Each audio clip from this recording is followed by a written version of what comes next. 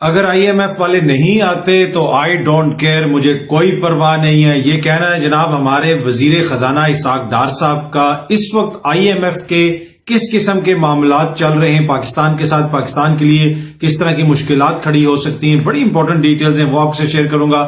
اس کے ساتھ ساتھ عمران خان صاحب نے ایک طرح سے مذاکرات کی ایک مشروط آفر کی۔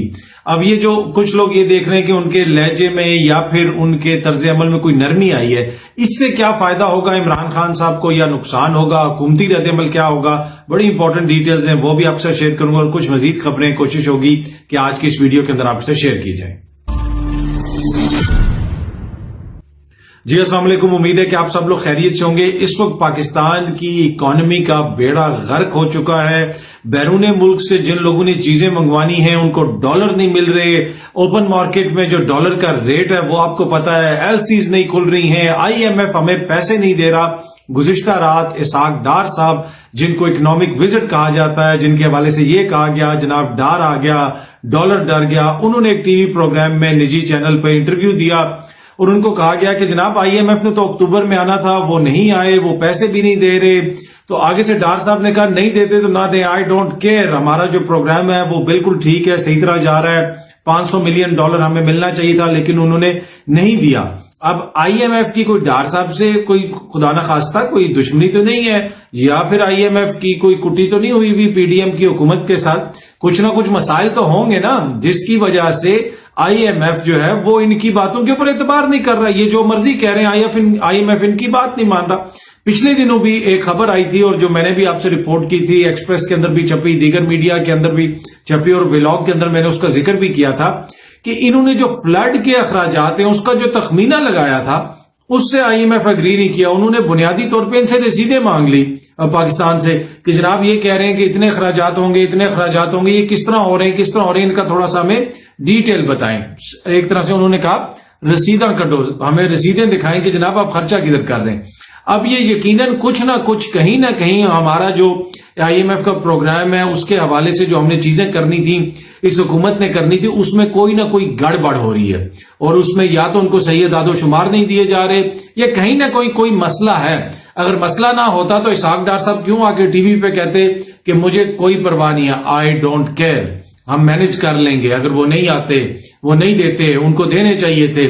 تو کوئی وجہ ہے نا، کچھ تو بتائیں نا کہ کیا وجہ ہے، کس وجہ سے اس صورتحال کا ہمیں سامنا ہے۔ دوسری چیز یہ ہے کہ جو بنیادی چیز ہے، اکانومی ان سے سنبھل نہیں رہی۔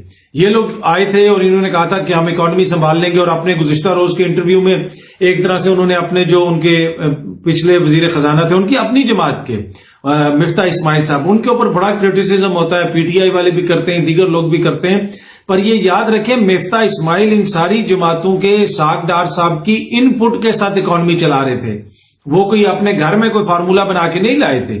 جو ان کو بتایا جاتا تھا سب کی مشاورت ہوتی تھی۔ ہمیں تو یہاں تک بتایا گیا کہ جناب یہ اکانومی کے حوالے سے میٹنگ ہو رہی تھی، پیٹرول کی قیمتوں کے حوالے سے میٹنگ ہو رہی تھی، تو میاں صاحب اس میٹنگ سے اٹھ کے چلے گئے، یہاں تک کہا گیا۔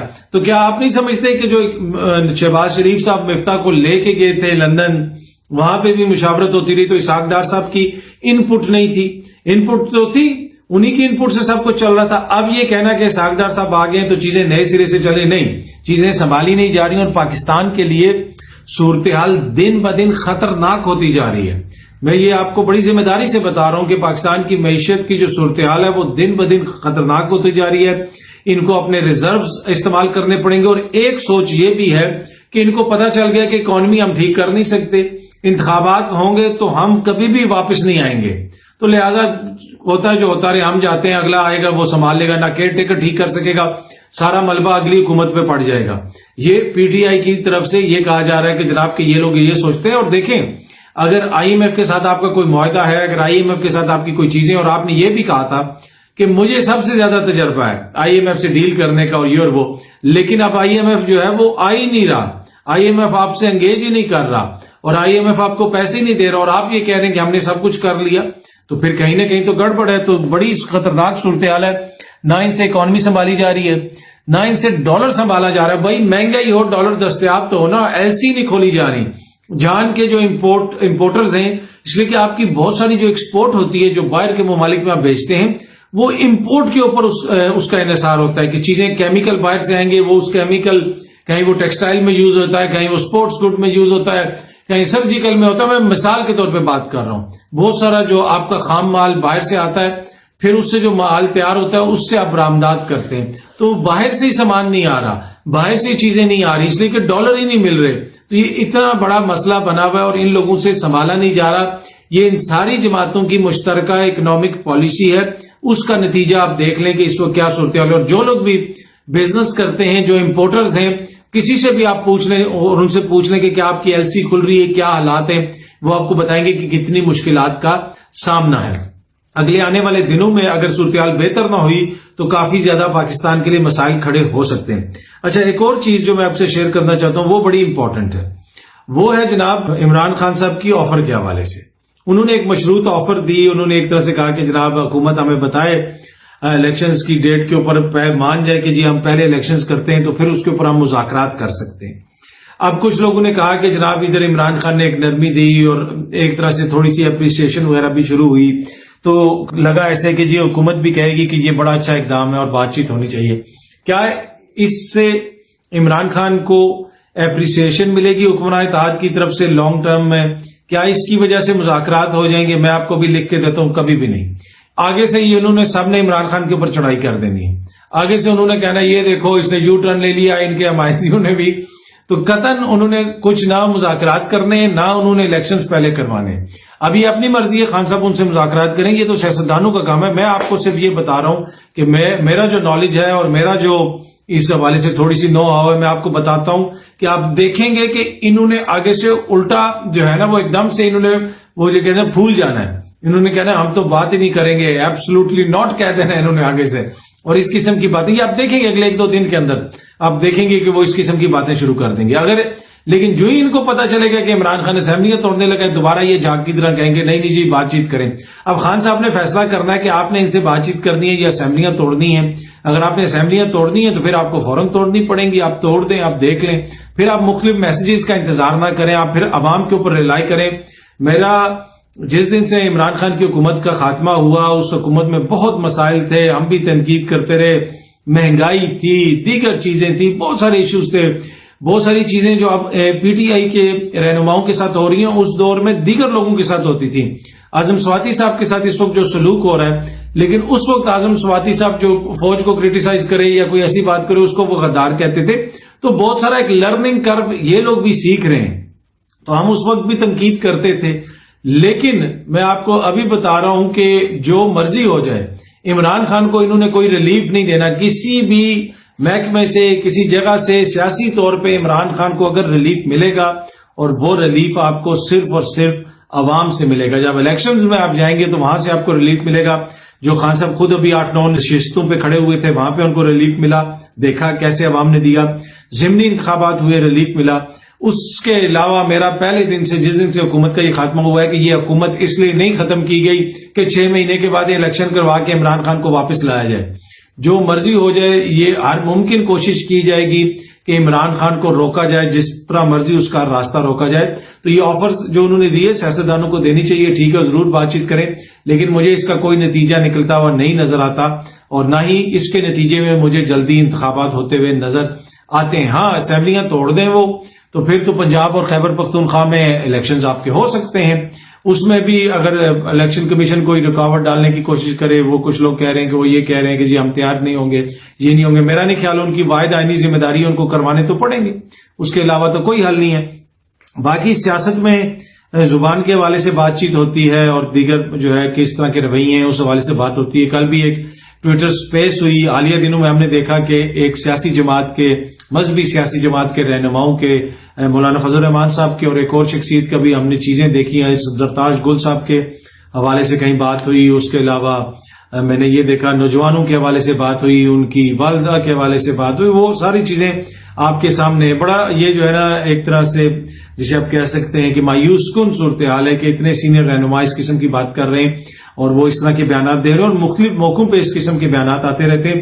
لیکن اس سے زیادہ میرے لیے مایوس کن وہ لوگ ہیں, وہ خواتین کی حقوق کی چیمپئن ہیں, وہ فیمنسٹ ہیں, جو اس کے اوپر, اس بلیٹنٹ میسوجنی کے اوپر وہ لوگ خاموش ہیں. اور جو عمران خان اگر مریم بی بی کا نام لے دے جلسے میں, جس کے اوپر ہم بھی تنقید کرتے ہیں, ہم کہتے ہیں جی ٹھیک ہے کسی کو بھی نہیں کرنا چاہیے, اس کے اوپر انہوں نے اخلاقیات کے کالم لکھ دیے تھے، اخلاقیات پہ کتابیں لکھ دی تھیں.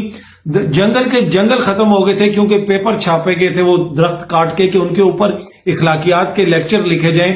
وہ ساری خواتین کے حقوق کی چیمپئنز، وہ ساری فیمنسٹ، وہ میرے سارے لبرل دوست، وہ سب غائب ہو جاتے ہیں جب اس طرح کی کوئی چیز ہوتی ہے خواتین کے خلاف. عمران ان خواتین کے خلاف جن کے بارے میں تاثر یہ ہے کہ شاید وہ پی ٹی آئی کی سپورٹر ہیں یا وہ عمران خان کی سپورٹر ہیں، لیکن اس کے اوپر بالکل خاموشی، کوئی چیز نہیں، کچھ بھی نہیں. کوئی اگر جلسوں میں جا کے تقریریں کر لے مولانا کی تو وہ جو ہے صحافی ہے، کوئی عمران خان کے لانگ مارچ کو جا کے کور کر لے تو وہ ورکر ہے.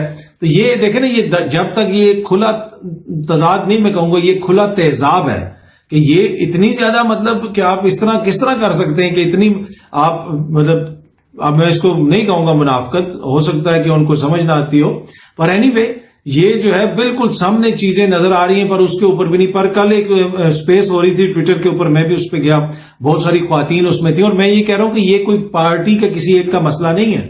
خواتین جو سیاست میں آئے، خواتین جو صحافت میں ہوں، خواتین جو دیگر جگہوں پہ ہوں، ان سب کی رسپیکٹ کرنا میرا آپ کا فرض ہے. یہ نہیں ہے کہ یہ جی نون لیگ کی ہیں یا پی ٹی آئی کی ہیں یا پھر یہ صحافی وہ ہیں جو خان صاحب کو سپورٹ کرتی ہیں، یہ صحافی وہ ہیں جو میاں صاحب کو سپورٹ کرتی ہیں یا اس کو کرتی ہیں تو یہی قابل احترام ہے، دوسری کوئی نہیں ہے. نہیں، ہم سب کو اپنے اپنے رویوں پہ نظر ثانی کرنے کی ضرورت ہے، اور سب کو ایک ایسا ماحول بنانے کی ضرورت ہے کہ جہاں پہ انیبل کیا جائے کمزور طبقات کو جن کی ریپرزنٹیشن کم ہے. اور میں قطعاً یہ نہیں کہہ رہا کہ وہ کوئی کمزور ہیں یا ایسا، پر میں ایک ماحول کی بات کر رہا ہوں کہ اس میں کمزور تو میں بھی ہوں، میں کمزور ہوں، میرے پاس تو کوئی طاقت نہیں ہے نا. مجھے حکومت کچھ کر سکتی ہے، صحافیوں کو اٹھا کے لے جاتے ہیں، صحافیوں پہ پرچے ہو جاتے ہیں، صحافی کیا کر سکتے ہیں، کمزور ہے نا. تو کمزور طبقات کو مضبوط اور طبقات جو ہوتے ہیں جن کی ذمہ داری ہوتی ہے وہ انیبل کرتے ہیں اس طرح کی انوائرمنٹ. تو ایز اے معاشرہ ہمیں انیبل کرنا پڑے گی اس طرح کی انوائرمنٹ کہ جہاں پہ کوئی سیاسی لیڈر کھڑا ہو کہ یہ نہ کہہ دے کہ نوجوان اپنی ماؤں کے اور کے حوالے سے بات کر دے، لڑکیوں کے حوالے سے بات کر دے کیونکہ اس نے سیاسی مخالف کو ٹارگٹ کر دیں. اور تھوڑی چیزیں ان کو ٹارگٹ کرنے کے لیے، کیا ٹارگٹ کرنے کے لیے آپ کو صرف ان کی زوجہ ہی رہ گئی ہیں یا زوجہ کی کوئی دوست رہ گئی ہیں، صرف خواتین ہی ہیں؟ کیا عمران خان کے پیچھے آگے پیچھے کوئی آپ کو مرد نظر نہیں آتے؟ وہ ان میں بھی بڑے مسائل ہوں گے، ان کو آپ ٹارگٹ کر لیں. اسی طرح باقی بھی جو دیگر جماعتوں کے حوالے سے کوئی بات کرتا ہے.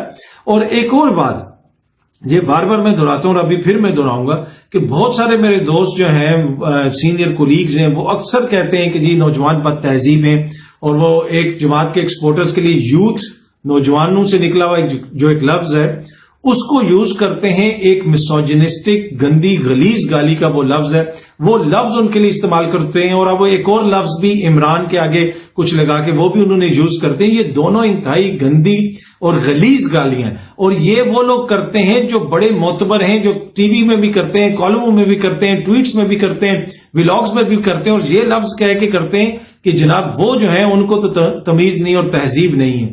کیا یہ غلیظ مسوجنسٹک گالی سے ان کو جوڑ کے ہم نوجوانوں سے پھر تہذیب کا مطالبہ کریں اور تہذیب ایکسپیکٹ کریں؟ یہ ہماری تہذیب ہے جو ہم نے ان کو سکھائی ہے، یہ ہمارا رد عمل ہے جو ان کی طرف سے آتا ہے. جو ہماری ٹویٹس کے نیچے اگر کوئی چیز آ کے لکھتا ہے تو ہمیں اپنا بھی رویوں کو دیکھنا چاہیے، سوچنا چاہیے، سمجھنا چاہیے کہ کیا ہمارے رویے جو ہے وہ مناسب ہیں، کیا اس طرح کی باتیں ہمیں کرنی چاہیے. تو ہر کسی کی ذمہ داری ہے، بحیثیت صحافیوں کی بھی ذمہ داری ہے، دیگر لوگوں کی ذمہ داری ہے، سیاستدانوں کی ذمہ داری ہے. پر اینی وے خواتین کے حوالے سے یہ جو چیز سامنے آئی تھی کہ جس طریقے سے دوسرے کو نیچے دکھانے کے لیے ٹارگٹ کیا جاتا ہے، یہ بڑا انفارچونیٹ ہے، ایسا نہیں ہونا چاہیے. امید ہے کہ یہ ویڈیو آپ کو پسند آئی ہوگی. بہت جلدی آپ سے دوبارہ ملاقات ہوگی. بہت بہت شکریہ. Thank you so much.